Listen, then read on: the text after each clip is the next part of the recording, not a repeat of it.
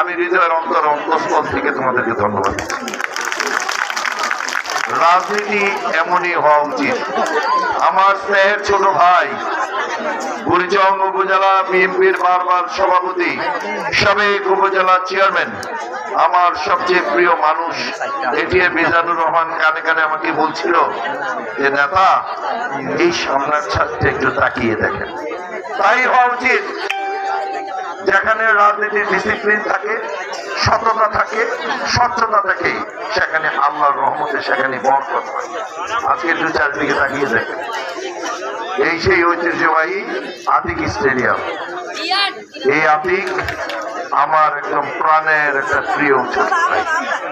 আমি যখনই মালদ্বীপে যাই তখনই আমাকে সবচেয়ে বেশি সময় দেয় এই প্রিয় আতিক।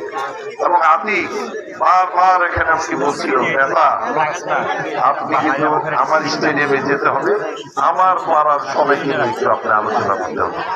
ধন্যবাদ দিচ্ছি আতিককে। এবং এই জন্যই আমাদের যুব সমাজ আজকে শেষ হয়ে যাচ্ছে, মাদকের সয়লাভ হয়ে যাচ্ছে। এবং বুড়িচং সদরের এমন একটি ইম্পর্টেন্ট জায়গায়, এখানে খেলাধুলার জন্য সেই যে জায়গাটি অত্যন্ত গুরুত্বপূর্ণ এবং অনেক অনেক টাকার একটি জায়গা এটা। এবং সে যদি এটাতে উৎসর্গ করেছে, বলেছে আমি যতদিন বেঁচে থাকি এই জায়গায় ছেলেমেয়েরা খেলাধুলা করবে। ধন্যবাদ আতিককে। এবং আজকে আমি আমার যেটা শুনেছি, শুধু আতিকে নয়, আতিকের পরিবারের তার অন্য ভাইরা যারা আছে এবং আমার দল, আমার মামার দল, এখানে অনেকেই দল মত নির্বিশেষে আজকের এই উপস্থিতি প্রমাণ করেছে যে এই জায়গার মানুষ অবশ্যই ধানের শেষকে ভালোবাসে, জসিম এবং বিএনপিকে এখানে ভালোবাসে। এটা আজকের এখানে বিশ্বাস। আমি বক্তব্য দীর্ঘায়িত করছি না।